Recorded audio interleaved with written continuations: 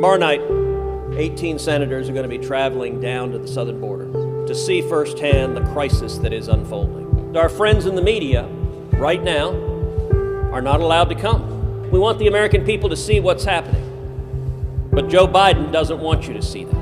We're so overwhelmed with traffic here in the Rio Grande Valley sector that there's just nonstop flow of people coming across illegally, mainly children, family units. Senator Cruz and I invited our colleagues from the United States Senate to come down here to see what we have a chance to see and to listen to the experts, namely you, on what's exactly happening here at the borders. We're here to listen. We're here to learn. We're here to see with our own eyes exactly what is unfolding, the tragedy that is unfolding on the border. And we're here to do everything we can to shine a light on it.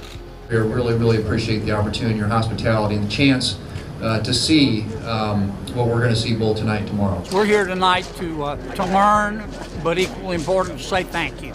These Border Patrol agents, they have the hardest job in this country right now. We're down here to see how we can help improve that and hopefully go back with some policies that'll be effective. Just talking with the people in charge here, you know, the compassion that they have for all these young kids coming across brings tears to your eyes.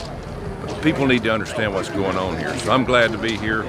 You face danger, and yet you act with compassion toward the children that are coming across the border. We have got to change our policies, and we have to better understand what is happening. We're here basically with the Midnight Patrol. We're going to be right along with the Border Patrol along the border tonight. This is an effort by smugglers, drug traffickers, human traffickers. They're coming in. Talking to the Border Patrol, they say the green light was flipped when President Biden came into office, and things have just gotten worse and worse and worse. And I want to say something about your families.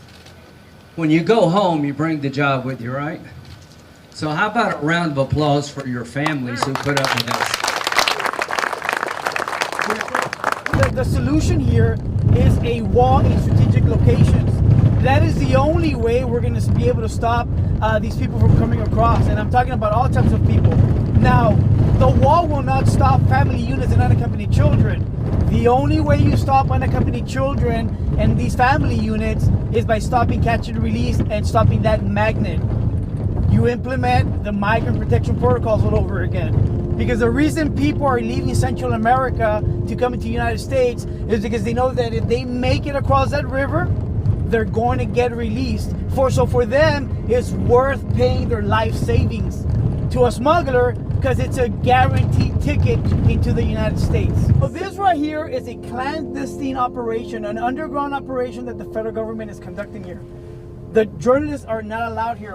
This bridge goes all the way to Mexico, maybe about a mile at the most, right? So the process is so jacked up that people just cross the border illegally. As long as they make it through all this gauntlet, they make it back here, they're gonna get released. We're down on the southwest border in the Rio Grande Valley, and we are seeing children and families who are suffering as a result of political decisions Joe Biden made. This is cause and effect. It's what President Biden did on January 20th when he rescinded the Remain in Mexico policy, when he ceased building the border wall. It sent a strong message down to Central America that the southern border is open. What you see behind me, these children and these mothers and fathers and relatives, is a direct result of President Biden's policies. President Biden adopted a policy that the smugglers take advantage of, that if you come with a child who's under 6 years of age and you get here, you're released and fill our country. You can see pretty much everybody here has somebody who's under 6, and that is the result of the exception that the Biden administration put on the Title 42 rule. Just talking to some of these young women, they're all young, they all have 2 or 3 year old kids. They've had a horrendous journey. The ones I've been talking to are all from Guatemala, over 3 weeks to get here, and let's face it, they just didn't show up here. It's all the drug cartels, it's the coyotes. This facility did not exist 3 months ago. This has been stood up to be able to move people as rapidly as possible into the country. We've seen a massive departure from a series of policies that were working. we had the flow of family units and unaccompanied children. We had it pretty well stopped until President Biden blew up those successful policies, and now it's resulting in this. And we know it's going to happen. We know how the human traffickers take advantage of this. We know how the drug traffickers take advantage of this. We know the inhumanity that's going to be the result of this disastrous policy. Humanitarian crisis, health crisis. They don't have the resources to test for COVID.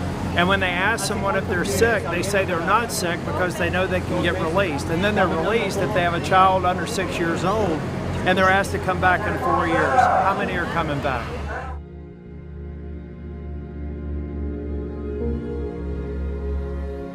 We're on the edge of the Rio Grande.